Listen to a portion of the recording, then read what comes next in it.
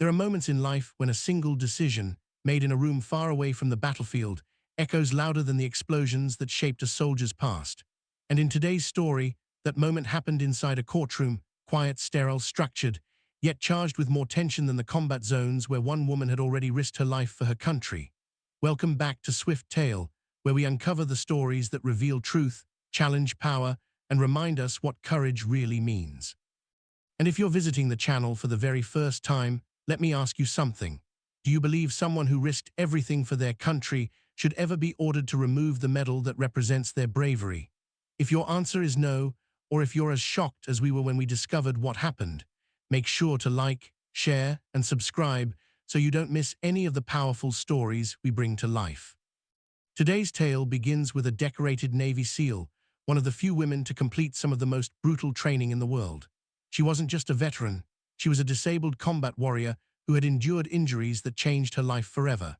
Yet despite the pain, despite the challenges, she stood proudly wearing the Silver Star, the third highest military decoration for valor in combat, a medal awarded only when someone performs acts of extraordinary heroism. The kind of bravery most people only witness in movies, the kind of sacrifice that lives in scars, memories, and the silence between breaths.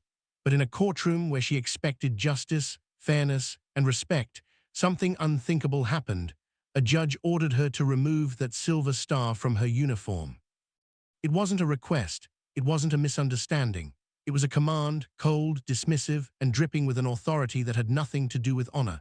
In that moment, the medal that symbolized her courage became the target of humiliation. Imagine surviving war zones only to face your greatest disrespect inside a courtroom. Imagine standing before a judge who questioned not your actions, not your case, but your right to wear the proof of your heroism. The room fell silent. Observers froze. No one knew how to react, but the look on her face said everything: confusion, disbelief, and the sting of knowing that the very country she served was now allowing her honor to be stripped away, not by an enemy, but by someone sworn to uphold justice. But what came next? That's where this story transforms from a moment of humiliation into a lesson in strength. She didn't scream, she didn't crumble, and she didn't submit. Instead, she made a choice, a deliberate, bold choice that would trigger a chain reaction no one in that courtroom saw coming. A choice that would expose who that judge truly was. A choice that would bring long-hidden misconduct into the light. And ultimately, a choice that would end the judge's career entirely. One moment of arrogance from a man in power collided with the unbreakable integrity of a woman who had already faced death and survived. And when those two forces met, the truth didn't just surface, it erupted. This story matters because it reveals something deeper than a courtroom incident. It's about the abuse of authority, the misunderstanding of military sacrifice, and the way society sometimes fails to honor the people who have given the most. It raises questions we all need to ask. How do we treat our veterans? Who holds power accountable? And what happens when someone pushes back, not with rage, but with righteousness? It is also a reminder that courage doesn't end when the uniform comes off. Sometimes the bravest thing a warrior can do is stand up to injustice in civilian life, where the enemy is not on a battlefield, but behind a bench wearing a robe. By the end of this story, you'll see how a judge who thought he could belittle a hero ended up exposing his own downfall. You'll see how support from a community of veterans, advocates, and ordinary people turned one moment of disrespect into a movement for accountability. And you'll discover how the quiet strength of a disabled SEAL became louder and more powerful than any courtroom order ever could. So settle in, subscribe if you haven't already, and stay with us as we unravel every twist, every confrontation, and every revelation that turned this case from an act of disrespect into a defining moment of justice. Because what began as a command to remove a silver star ended as a story that shook a courtroom, collapsed a career, and reminded the world that honor cannot be taken away. It can only be confirmed. Long before she ever stepped into that courtroom, long before a judge dared to question her right to wear a silver star, her story began on the cold beaches of Coronado, where waves crashed against the shore with the same relentless force that shaped the warriors training there. Becoming a Navy SEAL is hard enough for anyone, but for her, the journey was a storm of doubt, pain, scrutiny, and relentless expectation. She knew the moment she volunteered for one of the most grueling selection processes on Earth, the world would be watching, not out of support, but curiosity. Could she do it? Would she make it through Hell Week, the drown-proofing, the impossible endurance tests? Many assumed she wouldn't, but from the very beginning, she wasn't trying to prove them wrong. She was proving something to herself. Her motivation came from a deep place, something forged long before she wore a uniform. Growing up, she wasn't the biggest, the strongest, or the loudest, but she was the most stubborn, the most disciplined, and the most unwilling to quit. When she learned about the SEALs as a teenager, she wasn't inspired by glory. She was drawn to their discipline, their precision, their unbreakable will. The only easy day was yesterday. That motto resonated with her spirit in a way nothing else did. And when she finally stood at the gates of Bud S, facing instructors ready to push her beyond the limits of normal human endurance, she didn't flinch. She belonged there, and she knew it. The training broke almost everyone. Men much larger and stronger collapsed under the cold, the exhaustion, the mental warfare. But she pushed through each obstacle with a quiet intensity that even the instructors respected. They didn't go easy on her. If anything, they made things harder. They expected her to give up, but instead of backing down, she embraced every challenge like it was a personal mission. By the time she made it through Hell Week, covered in mud, shaking from cold, and barely able to stand, she had already proven something monumental. Her spirit was stronger than any pain they could inflict. Her deployments were where her story truly became legendary. She was assigned to missions that demanded precision, courage, and strategic brilliance. Whether navigating hostile territory in the dead of night or working in silence as tensions escalated around her. She showed a level of calm that her teammates came to rely on. She wasn't just a good operator, she was exceptional. But war doesn't leave anyone unchanged. On one mission that would later define the rest of her life, an explosion tore through the air just moments after she pushed 2 civilians out of harm's way. She was thrown back, injured severely, her body absorbing the kind of damage that doctors said she shouldn't have survived. But she did survive. And she didn't just survive, she saved lives in the process. Her injuries left her permanently disabled, forcing her to confront a new reality. The woman who once ran through deserts with 50 pounds of gear now struggled with pain that never fully went away. She faced surgeries, rehabilitation, and the emotional weight of leaving the battlefield behind. But even in recovery, she carried herself like a warrior. She didn't see disability as a weakness. She saw it as another challenge she could face with the same determination that carried her through Bud S. It was during this period that she was awarded the Silver Star, an honor given only to those who show extraordinary heroism in combat. Her act wasn't just brave, it was selfless, instinctive, and life-saving. The medal wasn't just a piece of metal pinned to her uniform, it was a part of her story, a symbol of sacrifice, and a reminder of what she had endured so others could live. Those who served with her spoke about her with deep respect. She had earned her place in their world, not through words, but through actions that left no room for doubt. When she eventually transitioned into civilian life, she carried the discipline and strength of her SEAL training with her. She volunteered at veterans centers, mentored young service members, and spoke about resilience and recovery. But despite everything she had accomplished, despite the battles she had won, she was still about to face the most unexpected challenge of her life. A challenge not from an enemy, not from war, but from someone who should have respected her sacrifice. Someone with a gavel, not a gun.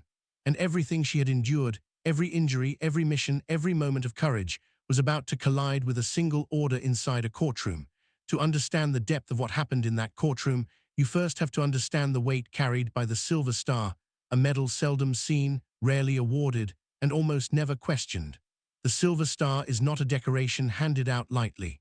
It is not a token or a trophy. It is a recognition reserved for acts of undeniable heroism, the kind of bravery that erupts in moments where life hangs by a thread and survival depends on instinct, sacrifice, and courage that goes beyond the limits of human fear. Only a small fraction of service members will ever receive it. Many who earn it never come home to see it pinned on their chest. It is a badge of battlefield truth, proof that, in a moment of absolute danger, someone chose to run toward the fire instead of away from it. For generations, the Silver Star has been woven into the stories of warriors whose actions defied the odds. Some earned it while shielding their team from a grenade. Some earned it while pulling wounded brothers from burning vehicles. Some earned it by charging into gunfire to protect civilians who had no chance of escape. When the medal is pinned onto a uniform, it carries the echo of that moment, the heat, the smoke, the cries, the adrenaline, the split-second decisions that separate those who lived from those who didn't. To remove it, disrespect it, or question the right of someone to wear it is not just an insult, it is a denial of history, a denial of sacrifice, a denial of truth. For her, the Silver Star was more than a piece of polished metal bordered in gold. It was a memory etched into her body with every scar she carried. It reminded her of the civilians she saved when the explosion tore through the night. It reminded her of the brothers and sisters she served with, those who didn't make it home, and those she fought beside in the darkest hours. It symbolized not only what she had done, but what she had survived. Every time she touched the medal, she felt the weight of what it meant, not pride, but gratitude. Gratitude for the chance to live. Gratitude for the lives spared. Gratitude for the comrades who stood with her when the world seemed ready to collapse. But the Silver Star also carries something invisible: honor. And honor, in the military community, is sacred. It is a currency that cannot be bought, cannot be traded, and cannot be stripped away by someone who does not understand its meaning. Veterans across generations share a common understanding. A medal like this represents the very soul of service. It represents standing tall when everything around you is falling apart. It represents putting others first, even when it means sacrificing your own safety. And because of this, wearing it is not a privilege, it is a responsibility. It is a reminder of the oath, the mission, and the sacrifices that shaped a warrior's life. Throughout history, the Silver Star has been awarded to individuals whose names may never appear in textbooks, but whose actions shaped missions and saved lives in ways most people will never see. These men and women do not wear the medal for recognition. They wear it for remembrance. They wear it because it honors those who fell beside them. And while the world may not understand the stories behind each star, those who served do. That's why the medal commands respect in every military base, every veterans hall, and every home where loved ones remember the bravery of someone they lost. So when a judge, someone with no connection to the battlefield, no understanding of what it means to face death, no grasp of the weight carried by that little piece of metal, ordered her to remove her Silver Star, it wasn't merely inappropriate. It was outrageous. It was a violation of something sacred. It was a moment that sent shockwaves through everyone who understood the meaning of the medal. Because asking a decorated warrior to take off something earned in blood and fire is not just disrespect.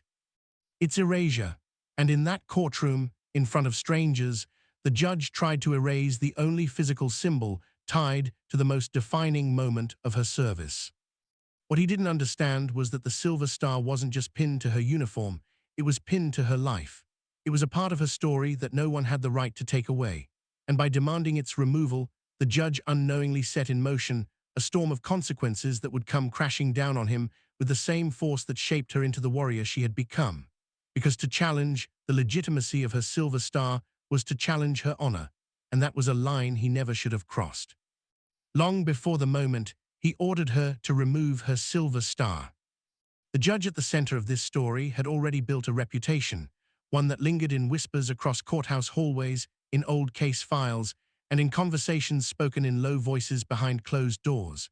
He was a man who carried himself with the belief that the courtroom belonged to him alone, as though the walls, the gavel, even the very air in the room bent to his will.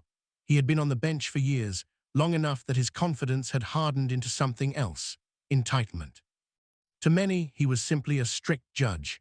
To others, he was a man who hid behind authority like a shield.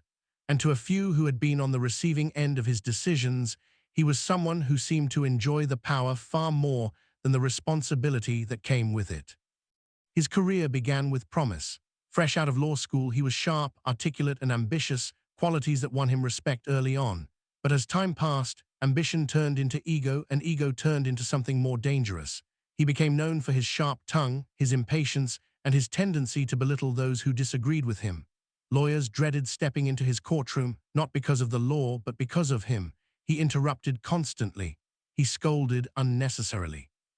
He believed that authority gave him the right to humiliate rather than guide, and though his behavior raised eyebrows, it rarely raised enough concern for anyone to challenge him. After all, judges hold power few are willing to question. Yet beneath the polished robe and the carefully crafted reputation lived a man with flaws far deeper than most realized. His colleagues sensed it in the dismissive way he treated defendants, in the condescending tone he used with veterans, minorities, and anyone who didn't fit his rigid vision of who deserved respect. There were rumors, too, unconfirmed murmurs of complaints filed quietly, only to disappear before gaining traction.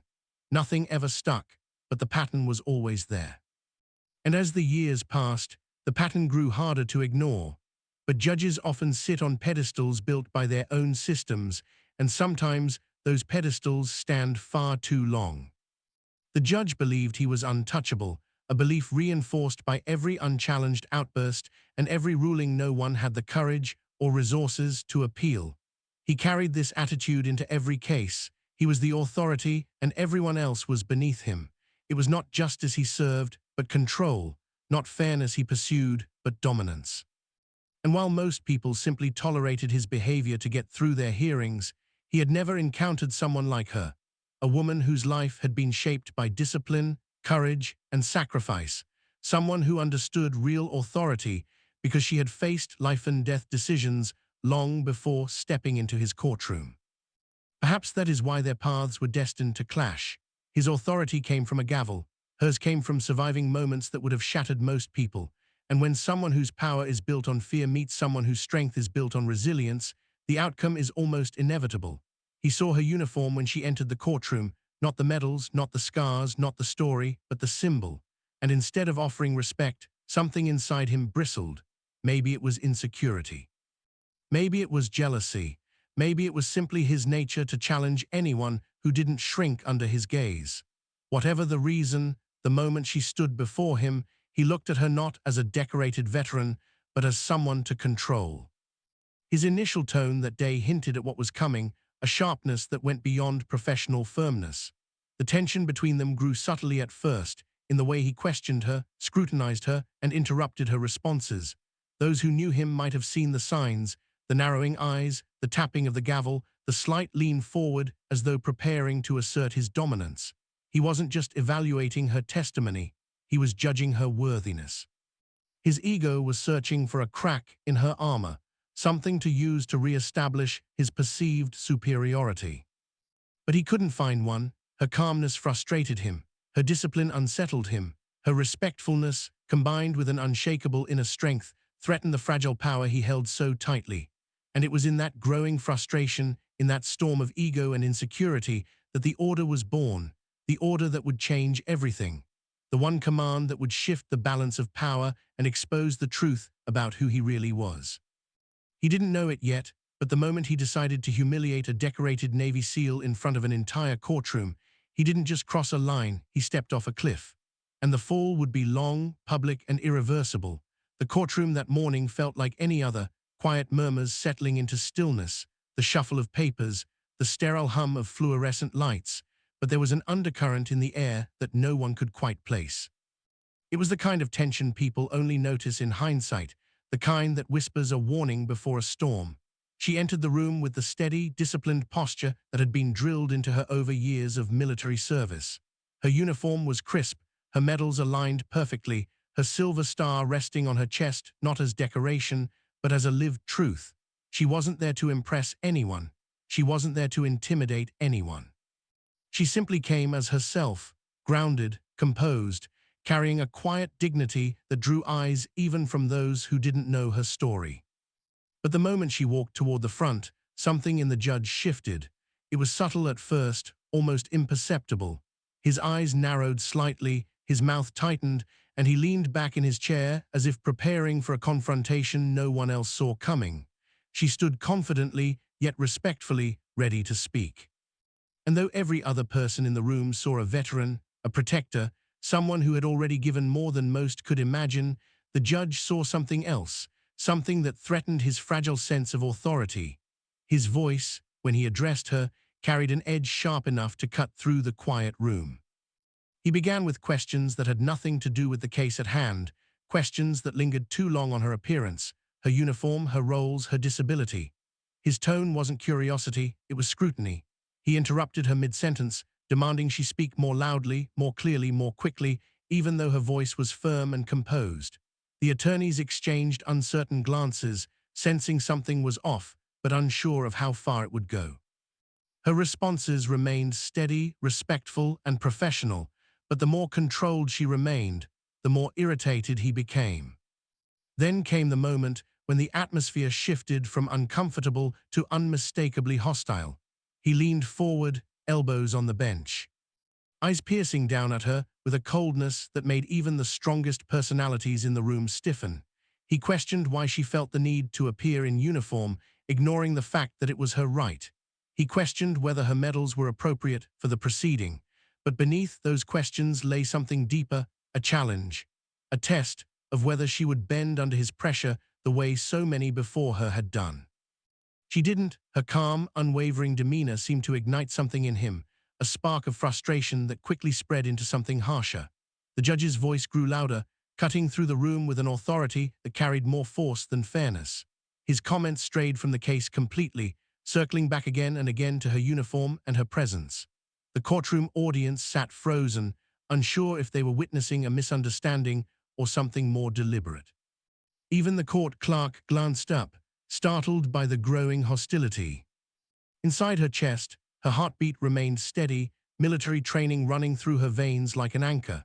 She had faced chaos far greater than this, but even for her, there was something disturbing about watching a man in a position of such power allow his personal prejudice to bleed into a legal proceeding. She answered every question with discipline, even as the judge's impatience grew into open condescension. Then, in a moment that felt like the air itself had been pulled out of the room, the judge issued a command that would stop everything. His hand tightened around his gavel, knuckles whitening as he fixed her with a cold stare, and with a voice dripping with irritation and something that sounded an awful lot like resentment, he told her to remove her silver star.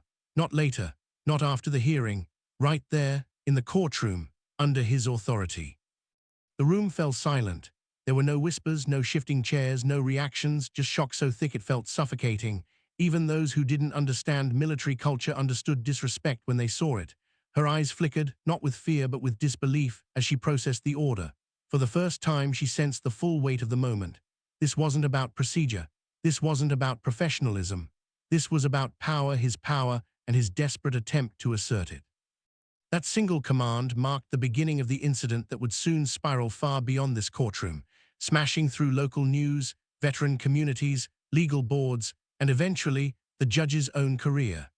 But in that instant, before the consequences began to unfold, it was simply a moment frozen in time. One judge, one decorated seal, and one order that would change everything that came after. The judge's words hung in the air like a sudden drop in pressure before a storm, heavy, unnatural, and impossible to ignore. "Remove that medal," he repeated, slower this time, as though daring her to misunderstand. But no one in the courtroom misunderstood anything. His intent was crystal clear. It wasn't about decorum. It wasn't about court rules. It was about stripping a decorated warrior of the very symbol that represented the most courageous moment of her life. The oxygen seemed to thin as every pair of eyes shifted to her, waiting to see how she would respond. Even the judge seemed to lean back slightly, almost savoring the authority he believed he controlled. For a moment she didn't move. Her breath remained steady, but inside something twisted, an ache not of fear but of insult. She had endured explosions, gunfire, and battlefield chaos, but nothing had prepared her for the sheer audacity of this command. To him, it was a simple order. To her, it was like demanding she erase the sacrifices she made, the comrades she lost, the pain she still carried. She touched the medal lightly, a reflex, a grounding gesture, as if reconnecting with the memory of the mission that had changed her life. She wasn't touching metal, she was touching a moment of heroism, a moment that nearly took everything from her and gave her the silver star in return. The courtroom felt frozen, as though time had paused to witness the unfolding disrespect. A veteran seated in the back stiffened, his jaw clenching hard enough to tremble. A young court reporter stopped typing, fingers hovering above her keyboard in disbelief. Even the opposing counsel, who had no stake in this conflict, looked up with a mixture of disbelief and discomfort. but the judge seemed oblivious, or perhaps intentionally blind, to the shock settling around him. His eyes were fixed solely on her, waiting for the smallest sign of submission, the slightest indication that he could bend her will. Her voice when she finally spoke was calm, but beneath the calm was steel. She respectfully explained that the silver star was not jewelry, not decoration, not optional. It was part of her uniform and part of her service record. Military regulations allowed her to wear it, and no courtroom rule prohibited it. She spoke not defensively, but factually, with the kind of controlled clarity that comes from countless debriefings and mission briefings. But her restraint only fueled the judge's frustration. Instead of listening, he interpreted her professionalism as defiance. His voice grew sharper. He pounded his gavel, not once, but twice, trying to assert dominance over a woman who had survived far more intimidating sounds. He accused her of disrupting the dignity of the court, a claim so absurd that several people in the room exchanged stunned glances. Disrupting the dignity of the court by wearing a medal awarded for saving lives, the irony was almost unbearable. The only disruption in the room was the judge's ego spiraling into public view. As tension thickened, her mind raced through 1,000 memories. The explosion, the heat, the chaos, the reason she earned that medal. She survived that night not because she was fearless, but because she refused to abandon those who depended on her. And now, here she was, confronted not by danger, but by a man so intoxicated with authority that he believed he had the right to strip her of her honor. She thought of her teammates, of the families she comforted after missions, of the promise she made to herself to always stand tall, no matter the battlefield. Slowly she lifted her chin, not in rebellion, but in dignity. She stated firmly that she would not remove the medal. Her words weren't loud, but they carried more power than the judge's gavel ever could. They echoed through the courtroom with the quiet confidence of someone who had earned every ounce of respect the judge was trying to take away. A flicker of anger flashed across his face. He wasn't used to resistance, not from attorneys, not from defendants, and certainly not from someone he assumed would obey. But the more he pushed, the more he revealed something deeper and far more dangerous. A man who had long forgotten the difference between authority and abuse of power. What he didn't realize was that the moment he insisted she remove her silver star, he crossed a line he could never uncross. That order didn't just expose his arrogance, it exposed his ignorance. And as the room sat in stunned silence, one thing became clear. This wasn't merely an embarrassing moment. This was the spark that would ignite everything that followed. The outrage, the investigation, the downfall. And the unwavering strength of a woman who refused to let her honor be questioned by someone who had never earned the right to judge it. For a split second after the judge issued his order, the world around her seemed to dim, as if the walls of the courtroom had moved farther away and the voices inside had been swallowed by silence. It wasn't fear that filled that silence, it was disbelief. But disbelief quickly settled into something sharper, more resolute. She had faced chaos before, the kind that roared in her ears and shook the ground beneath her boots. Compared to that, the arrogance of one man with a gavel felt small, yet the insult behind his command was anything but small. It dug deep, cutting through layers of healing and honor, touching a place within her that she rarely let anyone see. The silver star wasn't just a medal, it was a memory stitched into her soul. And no judge, no matter how loud his voice or how elevated his platform, had the power to dictate what she carried with her from the battlefield.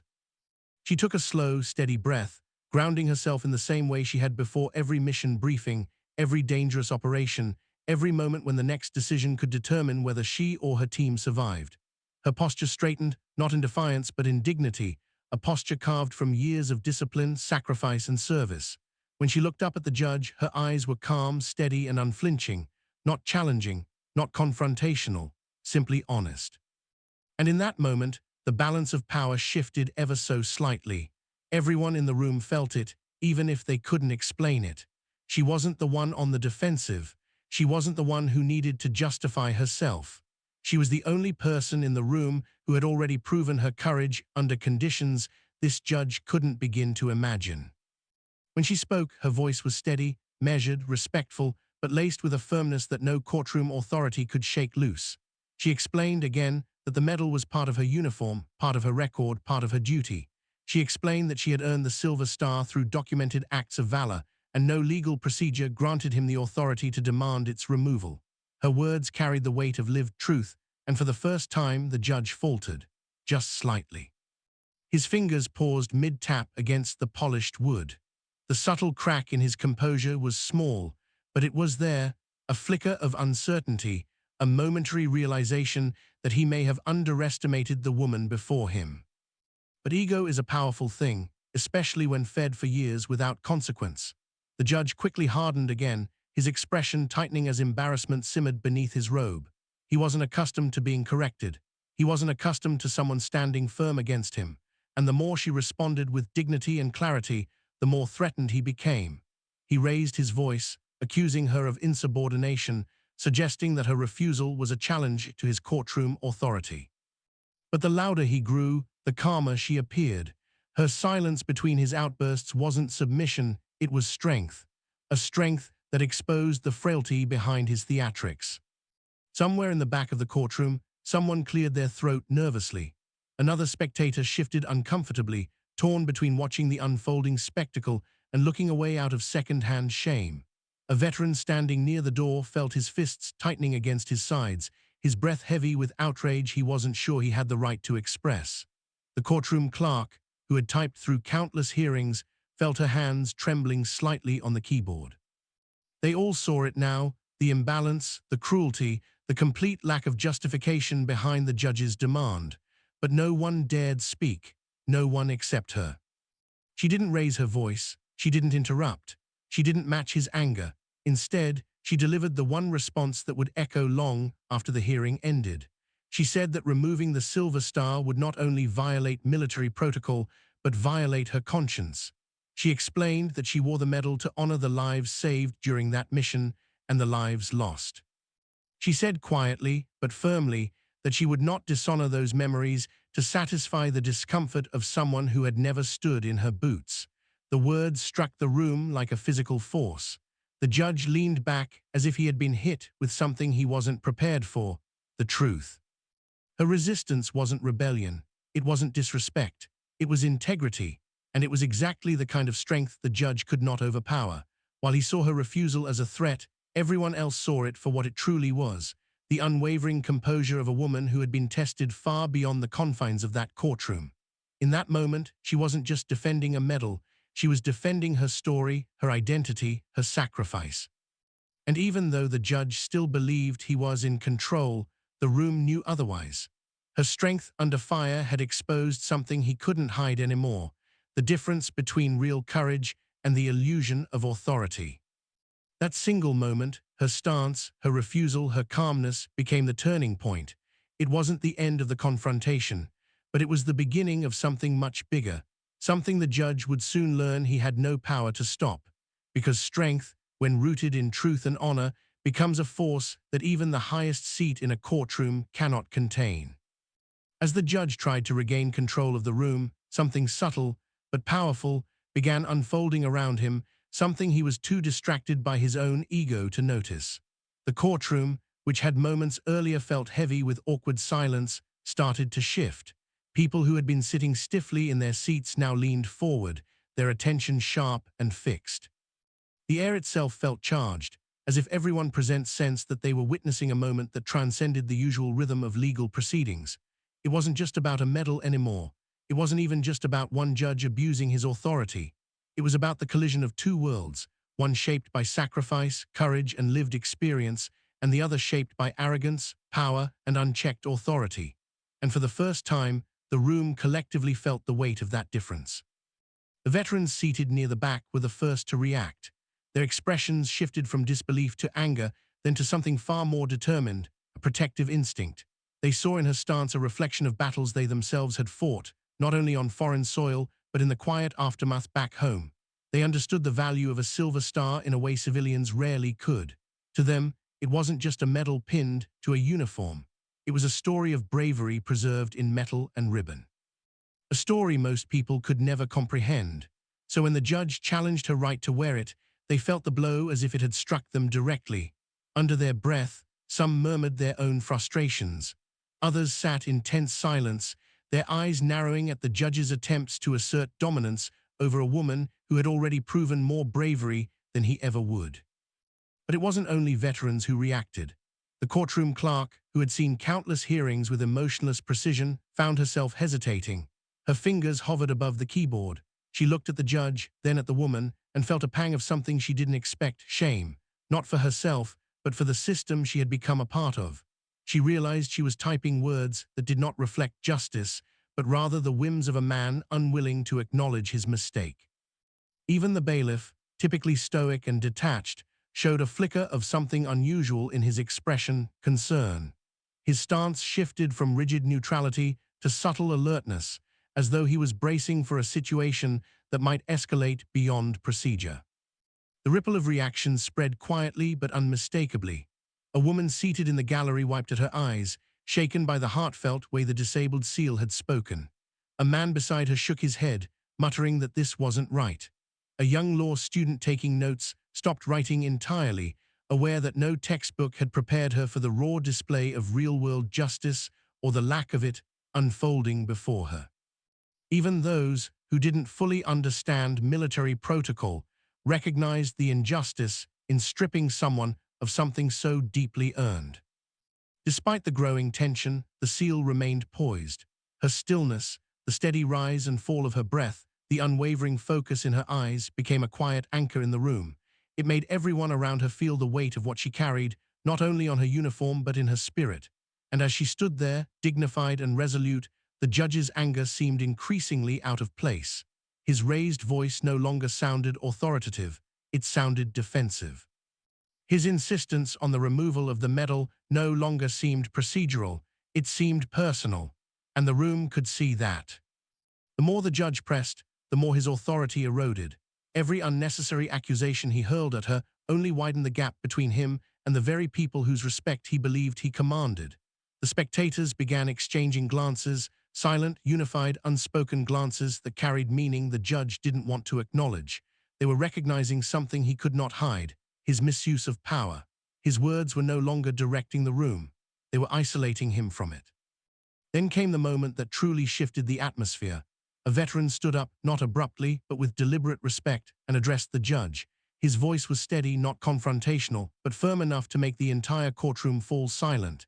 He spoke only a few words, but they carried the weight of experience. "Sir, with respect, that medal isn't yours to take."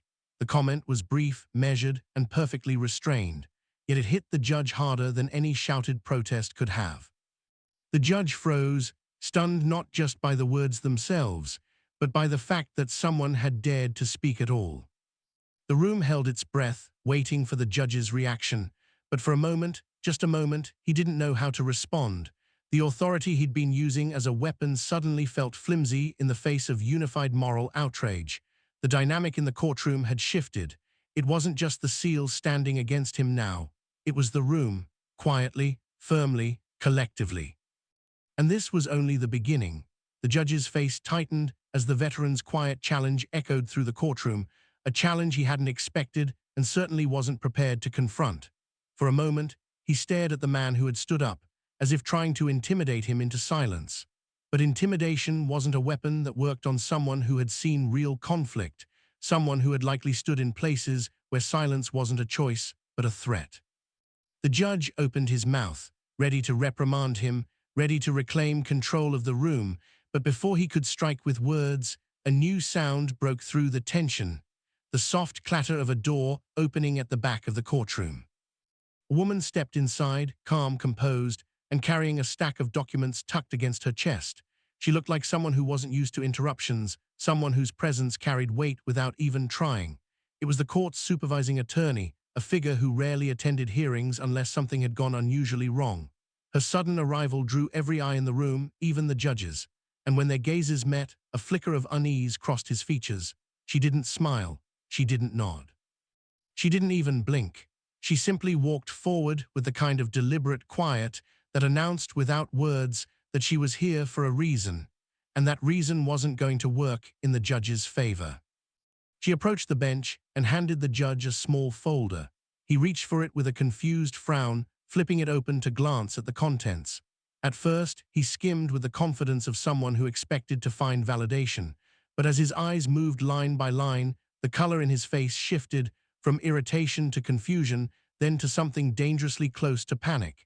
His fingers tightened around the papers. His jaw clenched. He flipped to the second page, then the third, scanning faster now, desperate to find anything that would justify the stance he had taken. But the more he read, the more his authority crumbled in plain sight. Because inside that folder was the truth he had ignored. It contained the SEAL's full service record, a record he should have reviewed before making any demands. It detailed her missions, her injuries, her commendations, and the official documentation surrounding her Silver Star. It outlined the protocol that made clear, in language impossible to twist, that no judge had the authority to order the removal of a service medal worn in accordance with military regulation. It included statements from commanding officers, medical evaluations, and official summaries of the actions she had taken that had earned her the award. The kind of documentation that didn't just prove the legitimacy of her medal, it highlighted the gravity of the judge's misconduct. The supervising attorney didn't speak as he read. She didn't need to. Her silence was its own verdict.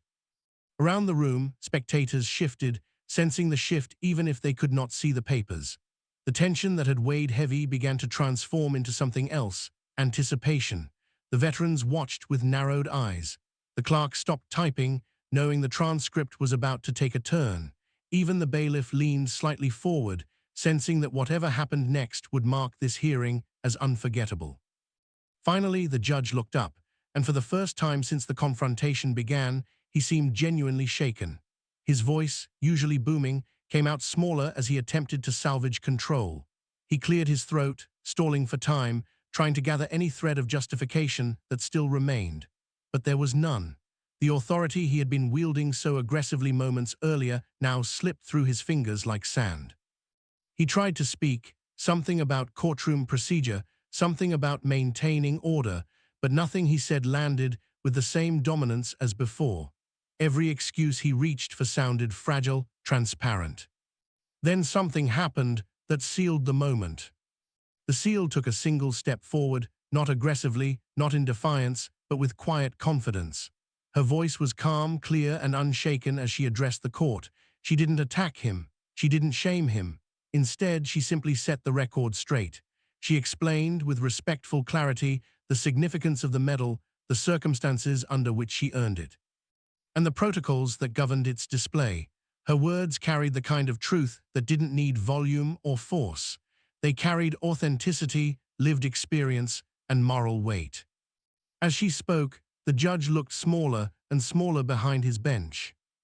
Supervising attorney finally broke her silence, addressing the judge formally. She did not accuse him directly, but her wording left no room for misunderstanding. She stated that his demand violated military regulation, state policy, and courtroom ethics. Her tone was neutral, but her eyes hardened with professional disappointment. And when she finished speaking, the reaction in the room was immediate, subtle breaths of relief, barely visible nods, a tension dissolving into vindication. The judge had been exposed. Not by argument, not by defiance, but by the truth he tried to ignore. And from this moment forward, his downfall had already begun. The courtroom had been tense, heavy with the weight of authority misused and honor questioned, but the real turning point came not from confrontation, but from action.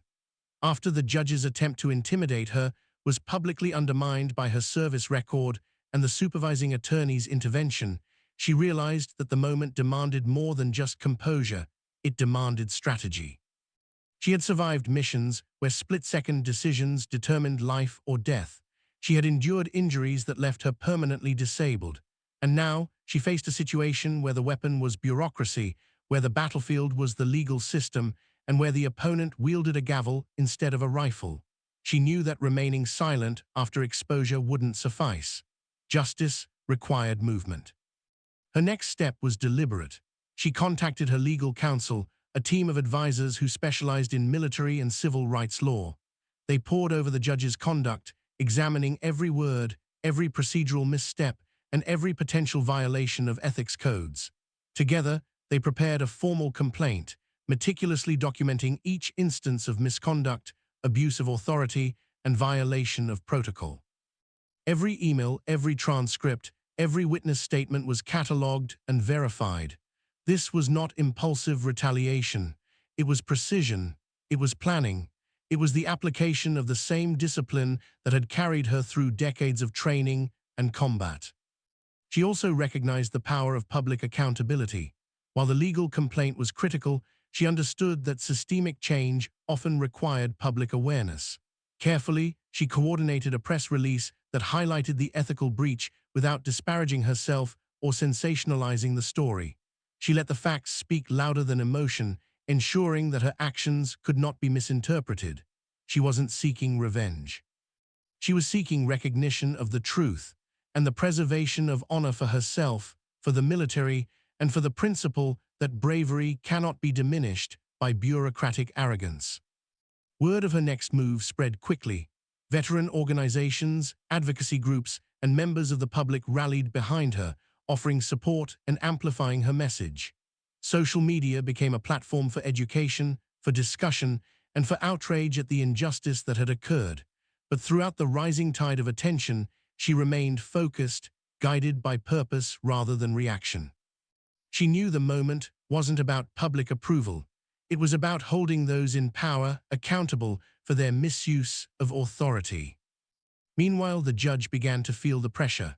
Complaints arrived, witnesses came forward, and the supervising attorney's report became the cornerstone of a formal investigation.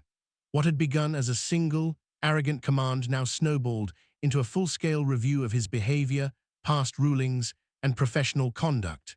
Colleagues who had previously overlooked his temperament now found themselves compelled to act. The systems designed to maintain accountability were finally in motion, and there was no turning back. Her decision to act decisively changed the trajectory of the case entirely. She transformed herself from a victim of injustice into a catalyst for accountability. In doing so, she demonstrated something far more powerful than any medal could symbolize, that courage is not limited to the battlefield. True courage manifests in standing up for what is right, even when the adversary wields the tools of authority, influence, and intimidation. Her actions showed that honor does not bow to fear, that integrity cannot be ordered removed, and that bravery takes many forms, some quiet, some public, but all equally vital. In the weeks that followed, the investigation intensified, uncovering patterns of misconduct that extended beyond the courtroom incident. The judge, once considered untouchable, found himself under scrutiny for decisions that had previously gone unquestioned. And all the while, the seal remained poised, dignified, and focused. She was no longer simply defending herself. She was holding a mirror to a system that had allowed power to become unchecked, and she was ensuring that the truth would not be silenced. Her next move ended up doing more than just protecting her silver star. It reshaped the narrative entirely. By combining legal precision, ethical integrity, and measured public engagement, she demonstrated that justice is not passive. It is active. It requires courage, strategy, and unwavering commitment.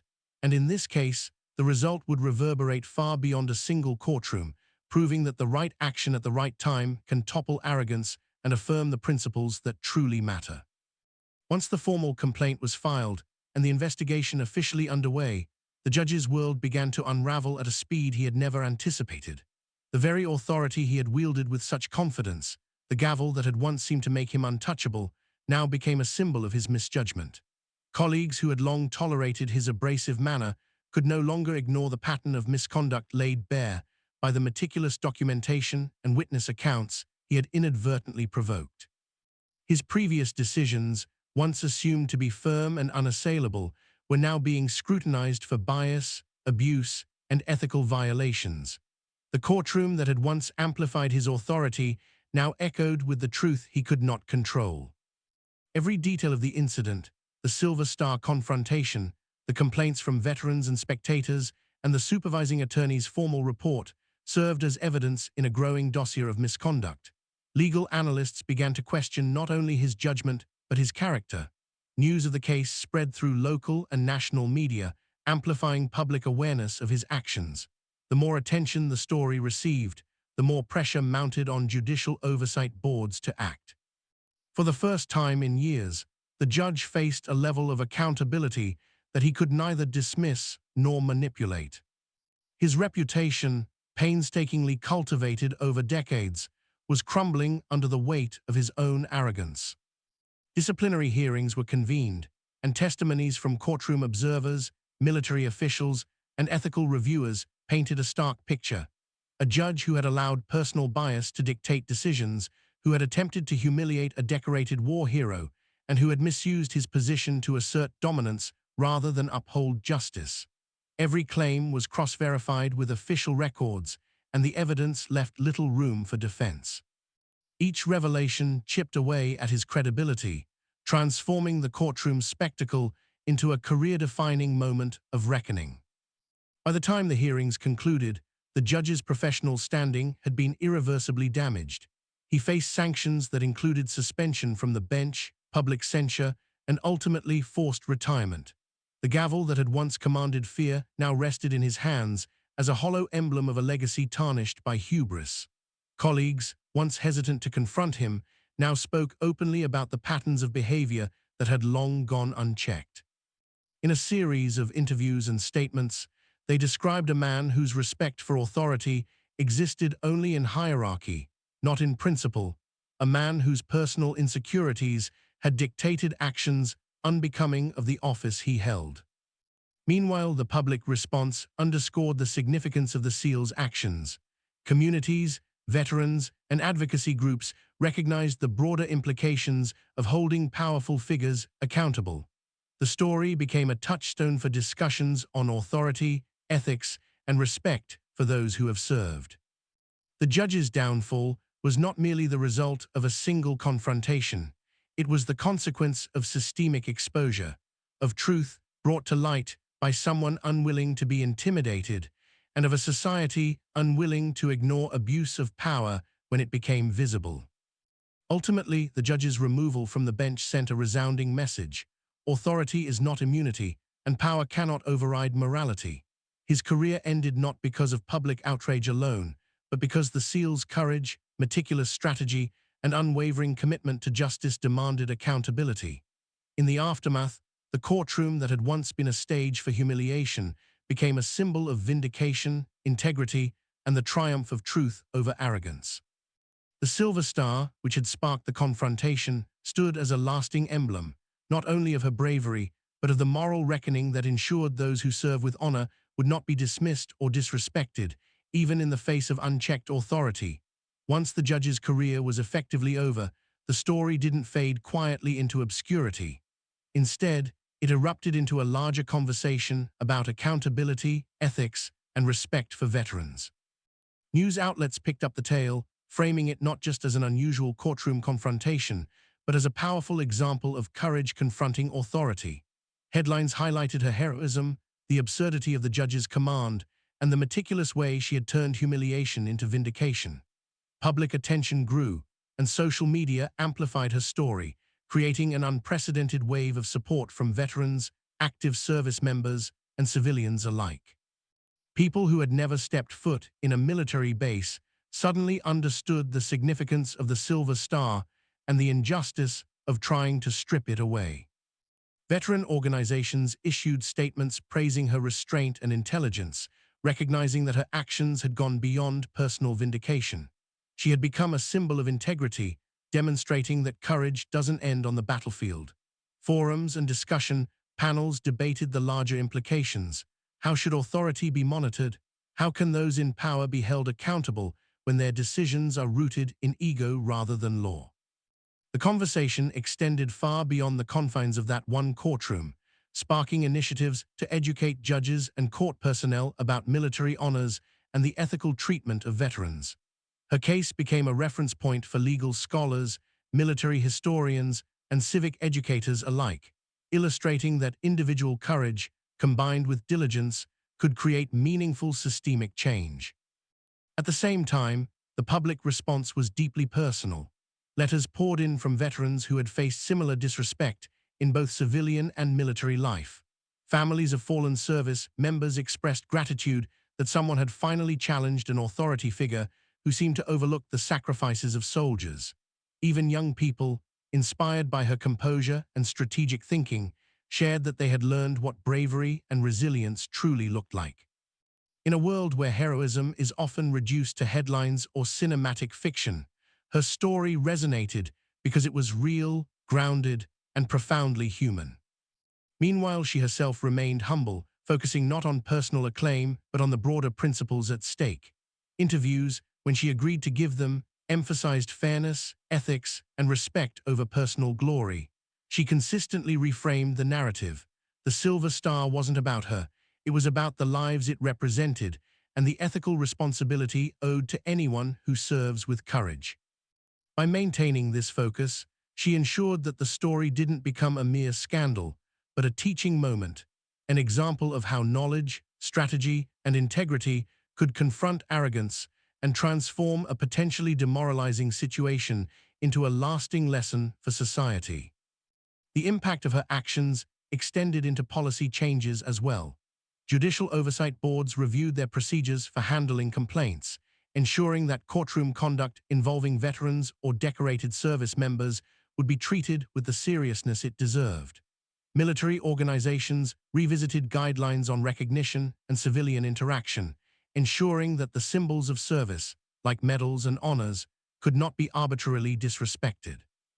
In effect, the SEAL had used her courage and strategic thinking to protect not only herself, but the principle of honor itself, ensuring that future generations of service members would be treated with dignity.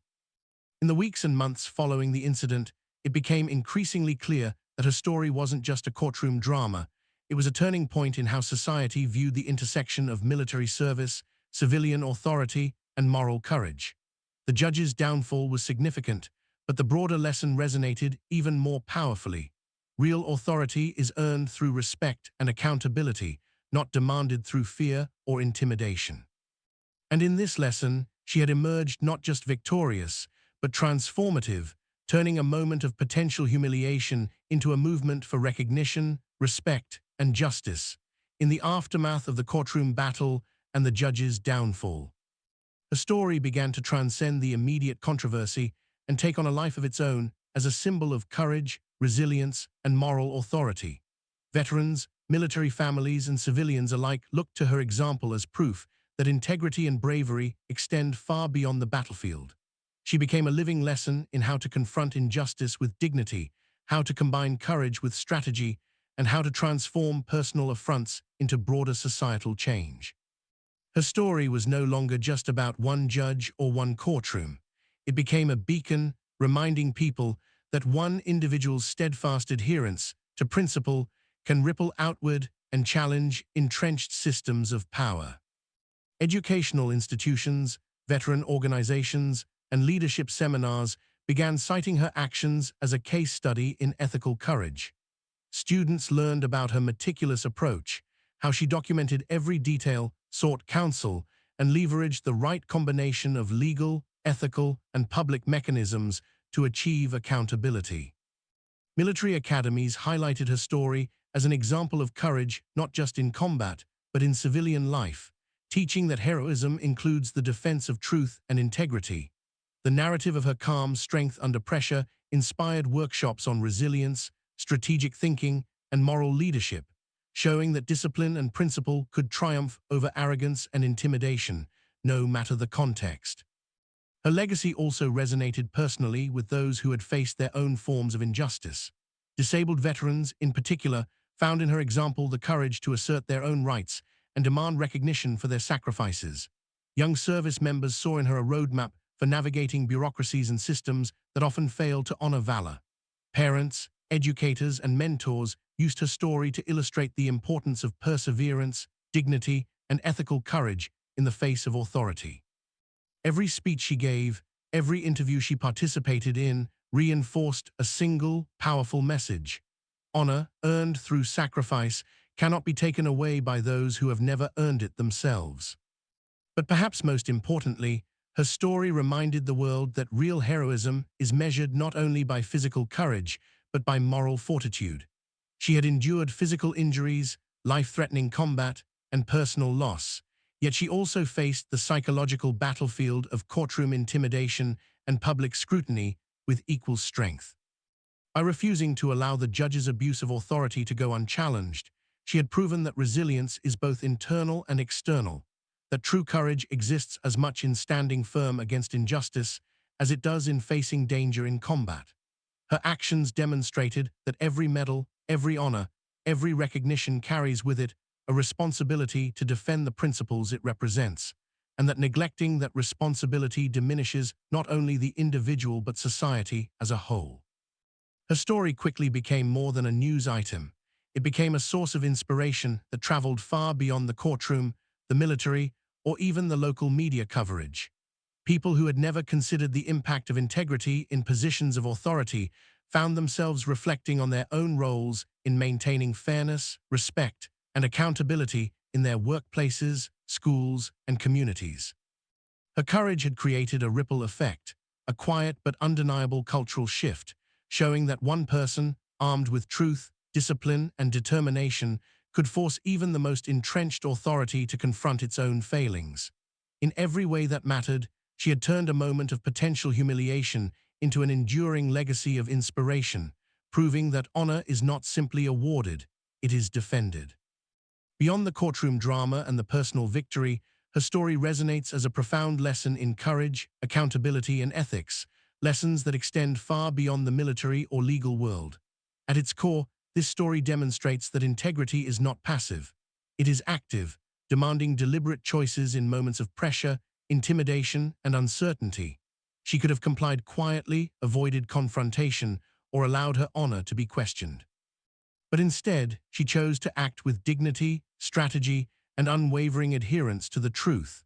This choice serves as a reminder that courage is not measured solely in heroic acts on the battlefield, but also in standing firm against injustice when the stakes are personal and the opposition wields authority.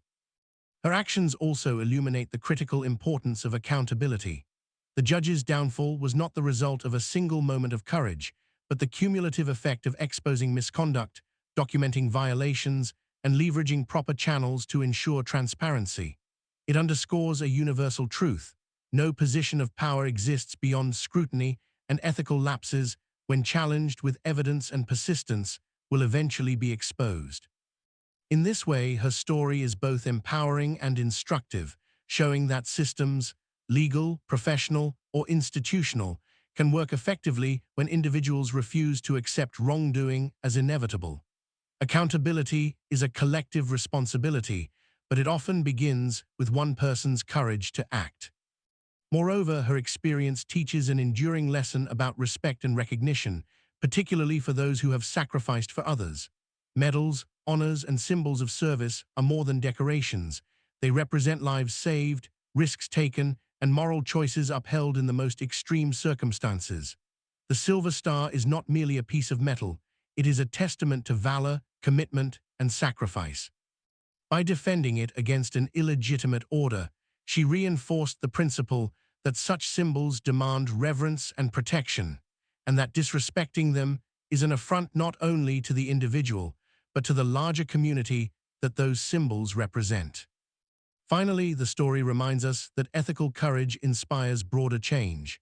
Her careful, strategic, and principled response sparked a chain reaction, influencing public opinion, institutional policy, and cultural awareness of integrity. People across professions and communities saw how the intersection of truth, preparation, and moral fortitude could confront entrenched power. Her example becomes a blueprint for confronting injustice in everyday life, whether in workplaces, schools, governmental institutions, or personal relationships. The lesson is timeless. Courage combined with strategy, truth, and ethical commitment can transform moments of personal challenge into catalysts for systemic improvement. In the end, her story is a testament to human resilience and principle. It proves that bravery is multifaceted, manifested not only in combat, but also in the moral strength to uphold honor when threatened by authority. Her legacy is a reminder that the fight for justice, integrity, and respect is ongoing, and that even one determined individual can illuminate the path for countless others to follow. By defending her Silver Star, she defended more than herself. She defended the principles of courage, honor, and accountability that society depends upon to thrive. As we reflect on this extraordinary story, it becomes clear that the lessons go far beyond the courtroom, the silver star, or even the judge's downfall. This is a story about the power of integrity, the importance of standing firm in the face of injustice, and the incredible impact one individual can have when courage is paired with strategy and principle. She faced not just authority, but arrogance, and refused to allow her honor, or the honor of those she served with, to be diminished. Her actions remind us that heroism is not defined solely by battlefield exploits, but by the moral strength to confront wrongdoing, to challenge abuse of power, and to hold ourselves and others accountable to the highest standards of truth and respect. Her story also serves as an inspiration for everyone watching, whether you have faced literal life and death situations or the everyday challenges of standing up for what's right. Courage is not always loud. Sometimes it is quiet, deliberate, and unwavering. Integrity is not always recognized immediately.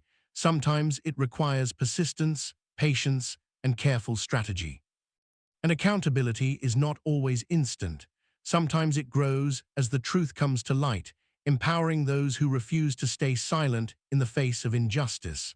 By defending her silver star, she defended a principle far larger than herself, and in doing so, left a legacy that will continue to inspire generations. Here on Swift Tale, we share stories like this to remind you that truth, honor, and courage are worth fighting for, and that one person can make a difference, no matter the odds. If you were moved or inspired by this story, don't keep it to yourself. Share it with friends, family, and your community. Engage in the conversation. Leave a comment below about what this story means to you and how it resonates in your life. And if you're visiting Swift Tale for the first time, make sure to like, subscribe, and turn on notifications so you never miss a story that challenges, inspires, and empowers. Together, we can celebrate courage, honor those who deserve recognition, and spread the lessons of integrity and bravery far and wide. Because at the end of the day, stories like this are more than entertainment. They're reminders of the strength we all carry when we choose to stand up for what is right. And that, above all else, is the legacy worth sharing.